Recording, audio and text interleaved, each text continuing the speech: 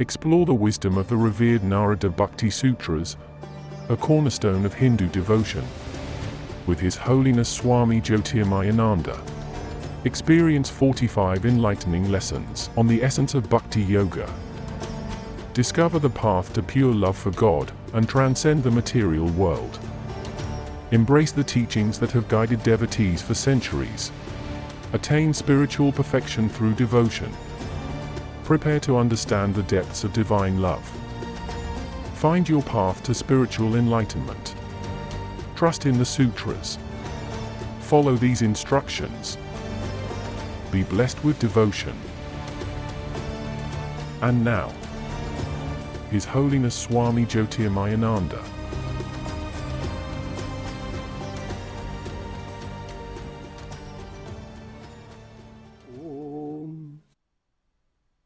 Adorations to Lord Krishna, the preceptor of the universe, destroyer of the forces of darkness, and bestower of immortality. Narada Bhakti Sutras,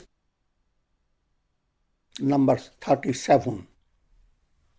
The important aspect of the study is how to develop devotion. And Sage Narada says, Lokepi Bhagavad Guna Shravan Kirtanat. The ancient writings were very succinct, concise. People have had tremendous economy of words. And when you begin to understand it, it elaborates. Every sutra brings out countless thoughts. Sutra means thread. Like so many flowers are threaded. You look at the thread and look at all the flowers that have gathered. And each flower has a story to tell. The meaning of the sutra is, even while living in the world, one develops devotion by listening to and singing the glories and attributes of God. Even while living in the world. Just to clear up the doubt in the mind of people. Sometimes there is a doubt. Should we live in the world in order to attain liberation? Or should I get out of the world? The world is miserable anyway. So why don't we first get out? And many develop that idea that yes, they can. If you simply have to get away from here, find an ashram, and be away from all and just stay as long as there are a few monkeys to keep your company.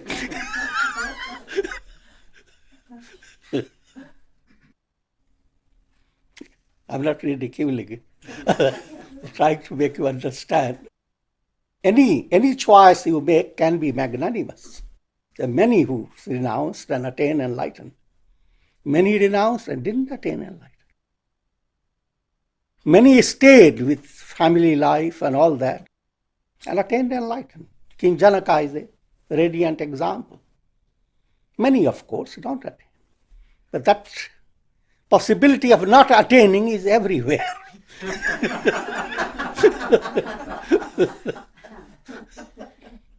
And similarly, for attaining, that also is everywhere. So therefore, try to clear your mind of the idea of running away from the world. Each time people have difficulties, I have to get out of this. Especially when you see yourself going beyond 70. The only choice is somewhere you must retire, far away. Those are layman's concepts. Because God has created the world and filled it with His glory and majesty. If you don't like it, it's your error. Like ants, they are crawling over the sugar mountain. But each ant has a salt grain in its, whatever you call it, mouth.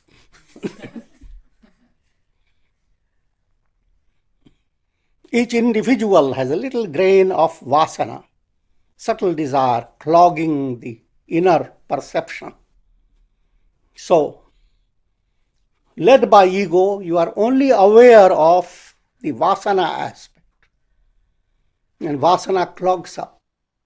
Like sometimes one finger can clog up the view of the sun.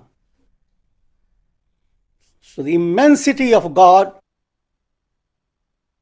does not contradict your one little Vasana. Now, Vasana filtered vision is what you face in your life. But even in that life, the glory of God is constantly flowing. There isn't anything in your life which is not permeated by divine presence. Just like if you are dreaming, even though you may have a miserable dream, but there isn't anything in your dream world which is not permeated by your own consciousness. When you wake up, you are whole. The dream didn't make any difference unless you want to make it a difference. Even while living in the world, that doesn't mean, again, that you have complete license. You go on living the way you want. Not so. The world is always tapobhumi. Your physical body itself has been given to you as a sacred trust, God's great gift. And the world and all its situations that unfold for you, they are well designed. Because God is omniscient, therefore He exactly knows where you should be, what circumstances you should face. He is the master physician. Sometimes whatever physicians say, patients may not like it.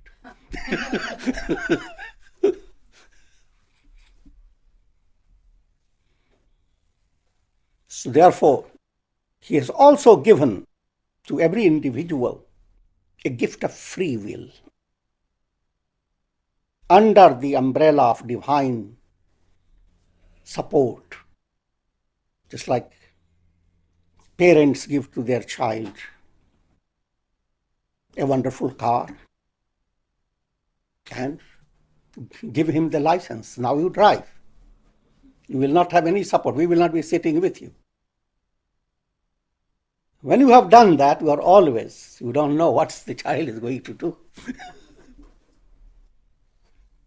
The one who has the car, now he has both possibilities. He can misuse it, take the car to always evil associations. He may misuse it. He may start drinking and driving. And in modern days, texting and driving.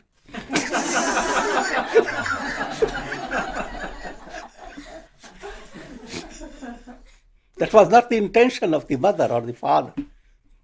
But there again, that's where your freedom has been sanctioned by God. If He didn't do that, your life will have no real joy.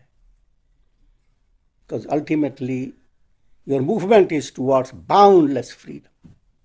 Not freedom that is imposed upon you by force. Then that's not freedom at all. It should be your discovery, your enlightenment, under the guidance of God. The world has been fashioned. It's a matter of adjusting yourself first to your own body, developing an insight into the importance of your personality. Personality has 4 aspects, which I have said many times. Action. What type of activity you should be involved in? Karma Yoga. The quality of the heart. How should you go on developing profounder love? And the answer lies when your sentiments begin to flow to God. The more you become aware of it, greater is your effectiveness in performing Karma Yoga and opening your heart to all profounder movements towards God realization. In other words, it will help deep meditation, profound inquiry. So while you are attending on the emotion aspect, do not deprive yourself of the reasoning faculty. Never develop the idea of bhakti just to surrender to God. So why should I do with Vedanta? What have I to do with all that? Who am I and Brahman and Maya and Prakriti and 24 tattvas? Just surrender. It's not so simple. Even when you do Hatha Yoga, there is a last stage is Shavasana. The Shavasana, which means dead pose, you surrender, completely relaxed. It will not be possible if you say, well, why to do all those exercises? I will just do the surrender. Your Shavasana will not be successful. Only when you have given brisk exercise to your body, and then you lie down, then you have real surrender. Only when you have allowed the four aspects of your personality to be well coordinated, flourishing together in an integral way day by day, that every day you can live your life like a festivity. Go to sleep, Shavasana. Don't be afraid of the word Shava. Shava means dead.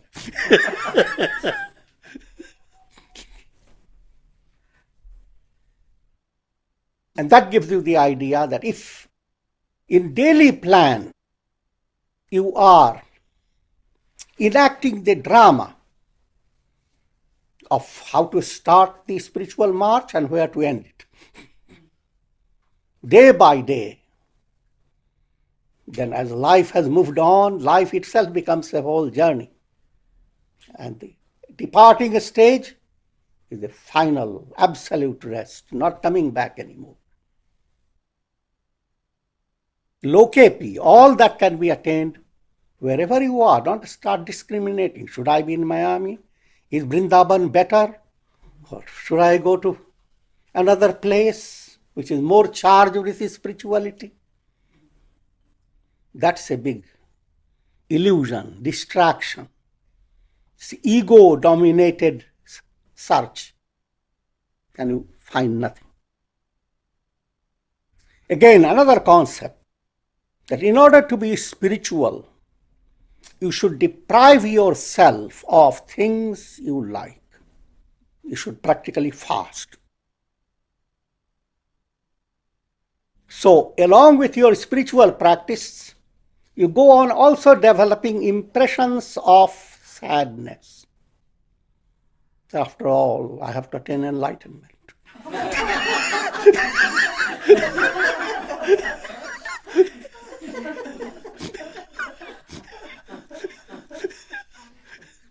This world is getting more and more bitter and miserable. Many things are likable, but I have to get away from that because I have to attain enlightenment. Tears of sorrow trickle down the eyes.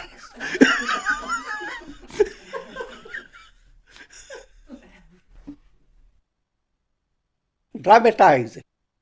You are happy and prosperous, and some relative of yours whom you love immensely is coming. Should it be a sense of pathos? Things will not be the same. The person who is coming has enormous influence and enormous love for each of you. And such a person is coming, naturally all your setup will change. You have been in little thatchy house, you will have superstructures. You had little swimming pool, he will build you a big lake. I'm dramatizing. Should it be, therefore, a sense of pathos? I am letting go all these because I have to attain enlightenment. Rather, I am welcoming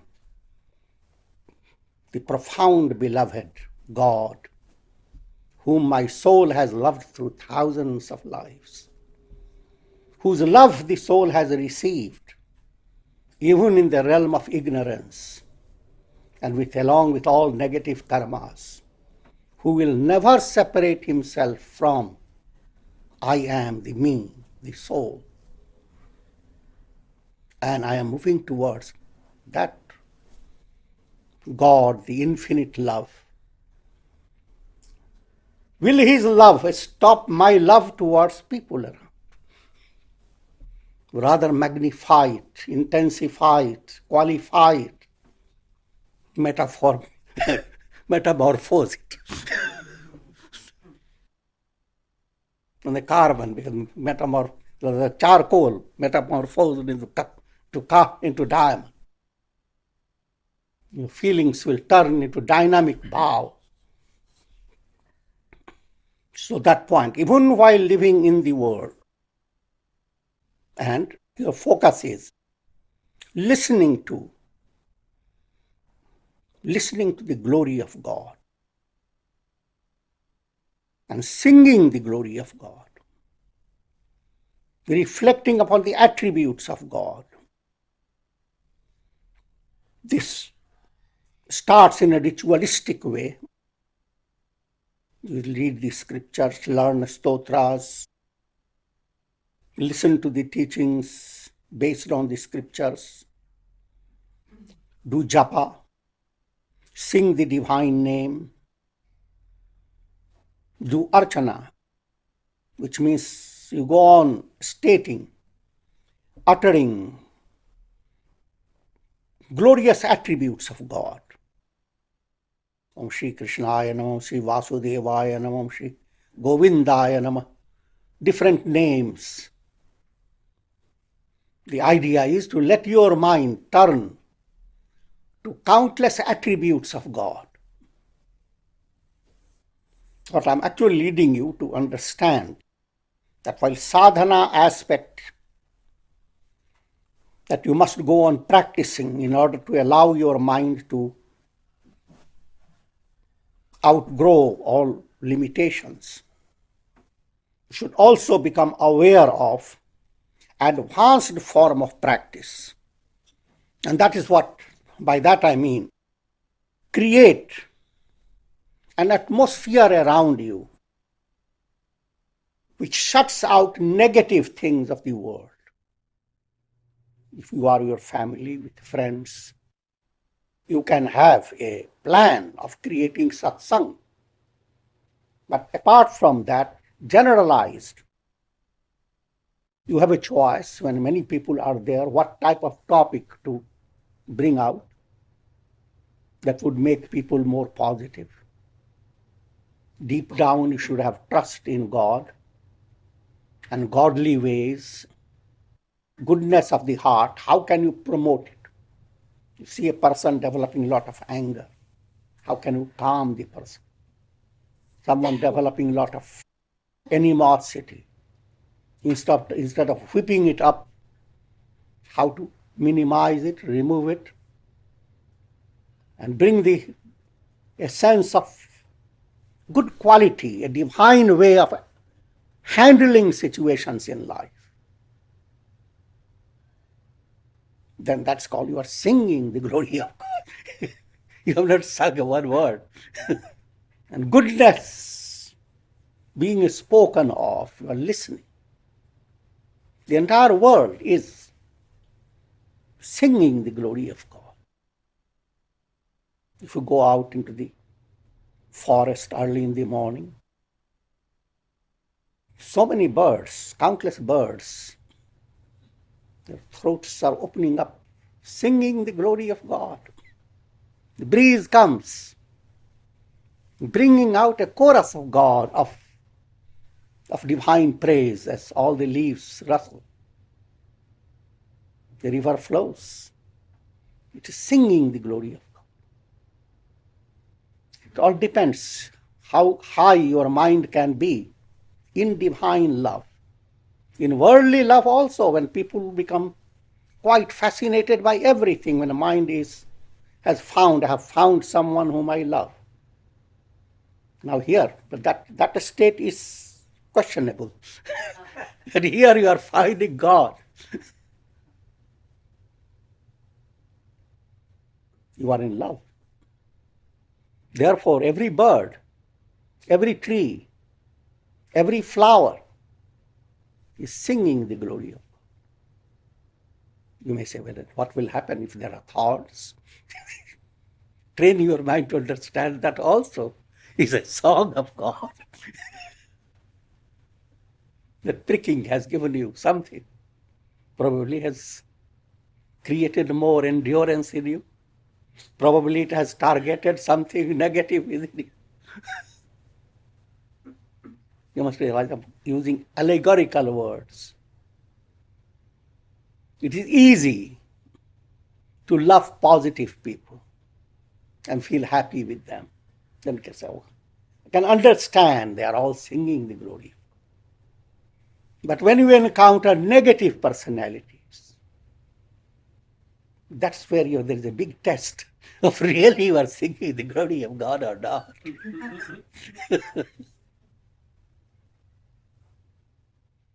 Because God is presenting trial. See? Teachers teach students. There comes a time they present tests.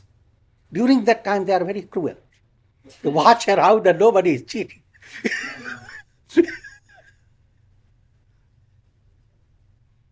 That also is a part of the teacher's love.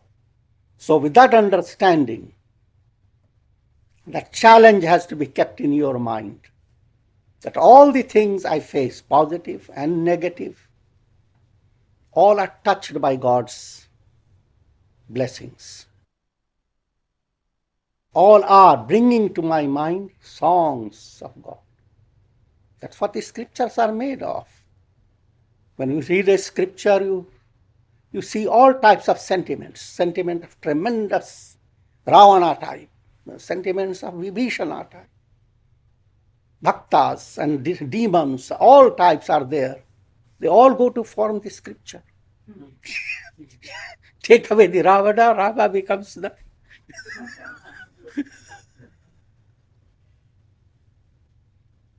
So the negative things in the world have their purpose. Naturally, God has given in your heart that urge to negate the negative. But you have to do it in a divine way. Tulsidas says in the Ramayana, Jin Hari Katha Suni Nahi Kana, Shravana Randhra Ahi Bhavan Samana. He who has not listened to the glory of God, his ears are holes, palatial holes for snakes to abide in. Ahi bhavan, you didn't use ordinary house, palace, for the snakes to abide in. All these are very practical. Imagine how much the brain is benefited when good news comes into your ears. You have accepted it, your heart is with it. A joy surges and moves, creates lots of subtle vibrations in your brain in a very positive way. Of course, science doesn't tell you, but the brain touches the cosmic mind and receives a special type of charging process. All that happens, and people ignore it. Only they are counting upon you should eat spinach, you should eat this. You are going after only the food intake, which is very important. But you have better also an advanced type of food. You are constantly absorbing through your senses, which impact your brain and nervous system. Cumulative effect develops in a negative way or in a positive way. And that is ignored. That art has to be learned by satsanga. Otherwise, your ears are becoming holes. Snakes enter into it, they have babies.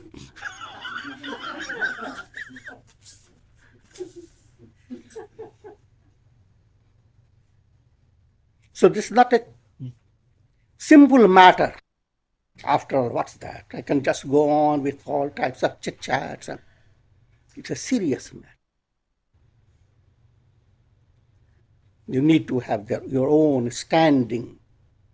How much you can indulge in the externality to keep up with the masses, and how much you should retire and not to allow your mind to be negatively influenced. Sometimes you may say, oh, I am very smart. I can go into worst situations untouched. That's what a philosophical saying from a sage. काली कोठरी में कैसे हूँ सयानो जाए, एक काजल की कोठरी में कैसे हूँ सयानो जाए, एक लीक काजल की लागी हैं पै लागी हैं. काजल की कोठरी is a whole room is where they are selling all types of unguents.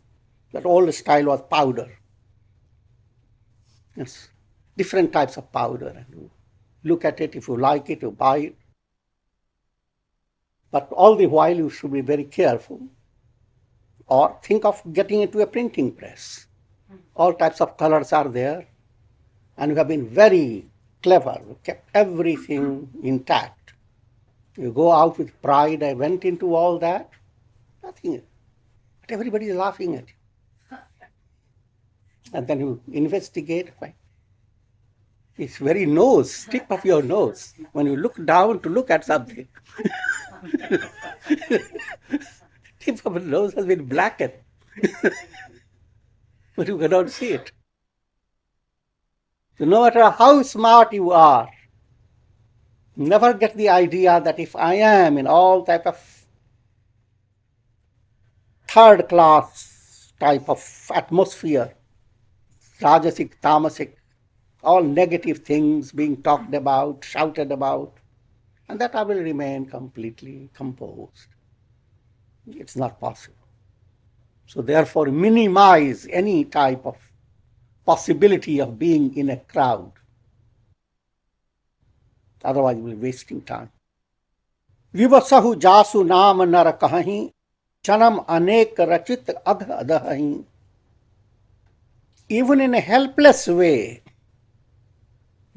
if your mind, sometimes you are suffocated by so many things, at that time to summon up all your good feeling for turning to God is not possible. You are vivas, helpless. But even then, repetition of divine name, He Ram, oh, Hey Krishna, Shiva, whomsoever, repetition of divine name, vivasahu, even though in helpless condition, if you repeat the divine name, there is amazing potency in that name. Sinful karmas of many lives are removed. That's great, but not good enough.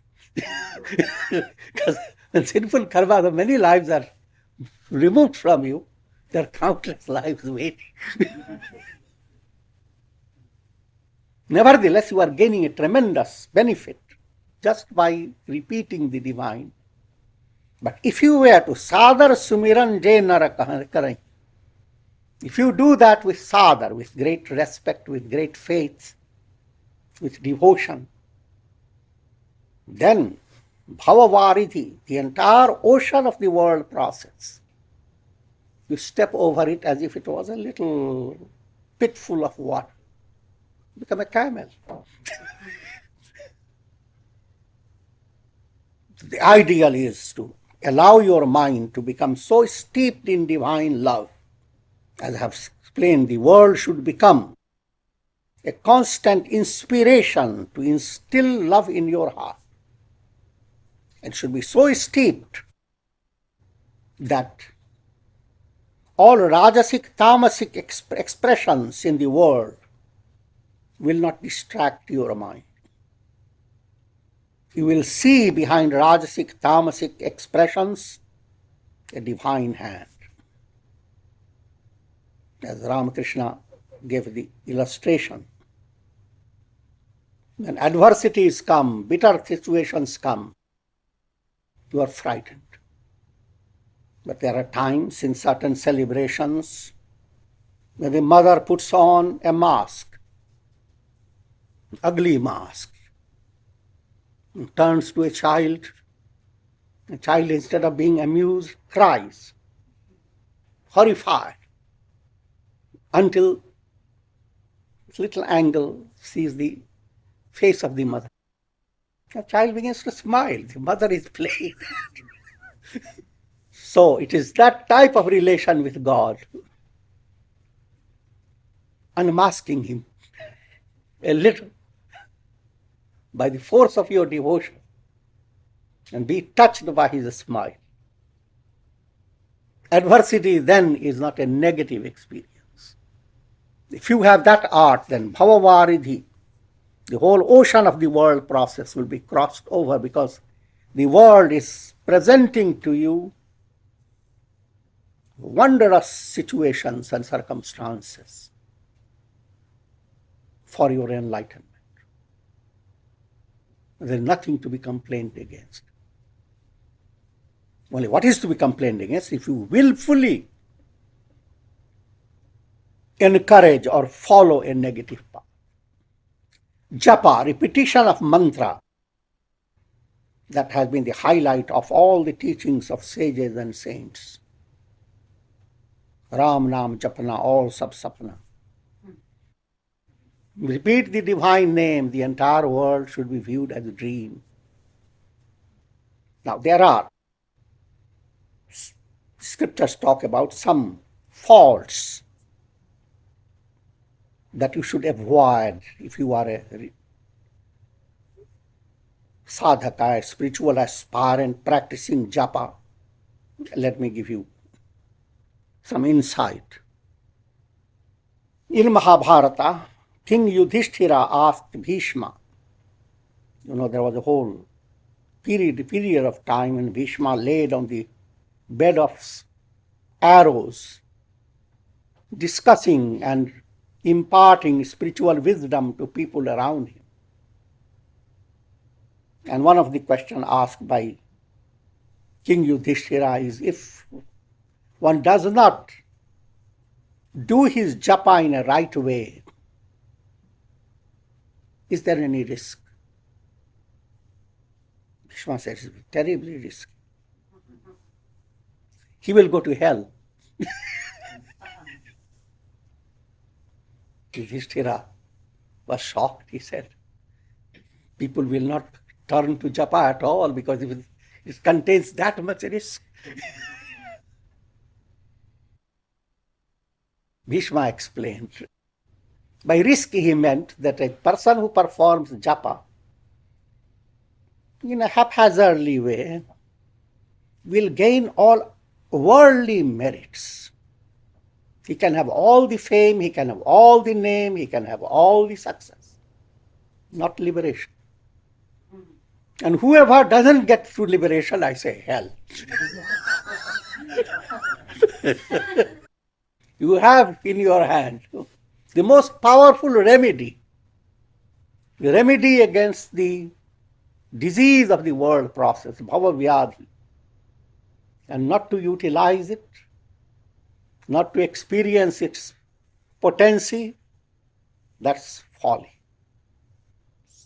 That was implied by his saying he will go to hell. Now, obstacles, major obstacles. Pap karma. If you are reciting japa and being devotee of God, avoid actions that are designed to hurt others, sinful karmas. And having done something negative, do not use japa as as a soap.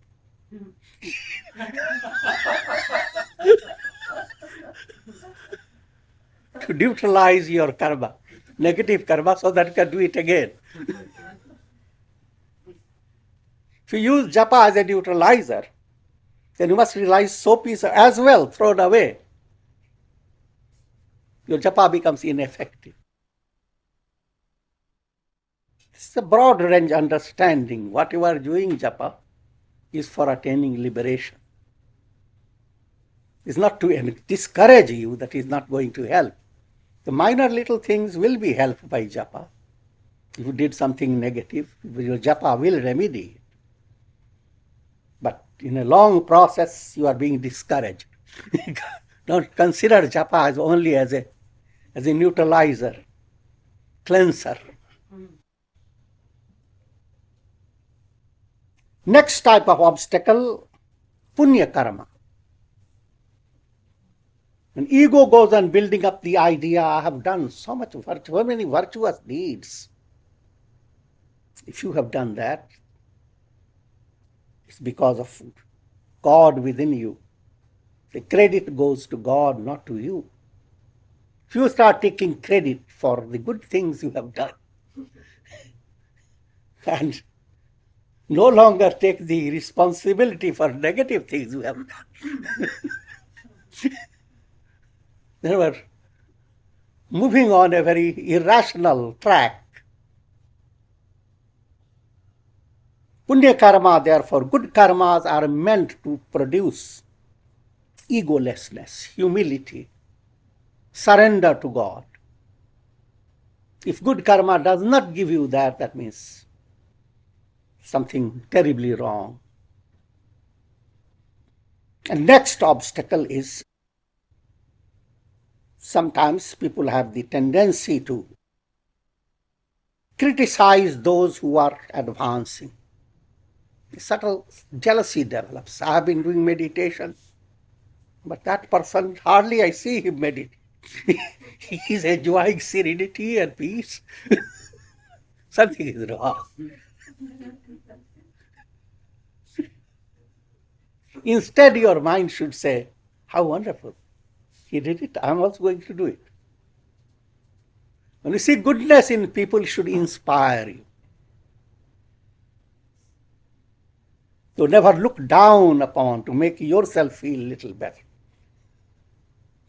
And do not develop subtle pride of spirituality, that you have all the scriptures go on giving you so many stories. How Narada once develops a little pride, and then Lord Vishnu puts him into many difficult situations in order to get away from that illusion he had built up. And that happens with every individual. Mukhyatah stu mahat kripayaiva bhagvat kripa leshadva. That's 38th Sutra. You are drawn to satsanga by the grace of great ones, enlightened sages, and by a trace of divine grace. Grace, as I have spoken of before, called Kripa, it's a very important term. It is of 4 types. Atma Kripa, grace of your own soul. If that is not there, you don't even desire to know anything about spirituality. The very instinct to know has to start from within you. Guru Kripa, as you develop aspiration in divine plan, you are drawn to Guru, the teacher, whoever inspires you, guides you. Shastra Kripa, even if you have found the best of Guru, but you don't listen to his teachings. You don't study his writings. then you don't have the grace of scripture. Scripture is in your hand, but all the profound insights are all locked up. But as you advance, the scriptures begin to open up treasures. You hardly go through many pages, sometimes only few words. Opens a floodgate of knowledge. You understand something that can stir your personality and change it from a deepest level. Shastra Kripa. And all these are expressions of Ishvara Kripa, God's grace. And with this we conclude. Om Shanti, Shanti, Shanti. Thank you for joining us on this journey of spiritual growth. It's an honor to learn from the wisdom of Swami Jyotirmayananda. As we part for now, remember, the quest does not end. Take time to reflect on today's insights and integrate them into your life. Until next time, stay open, stay curious, stay present. The light within you is always shining.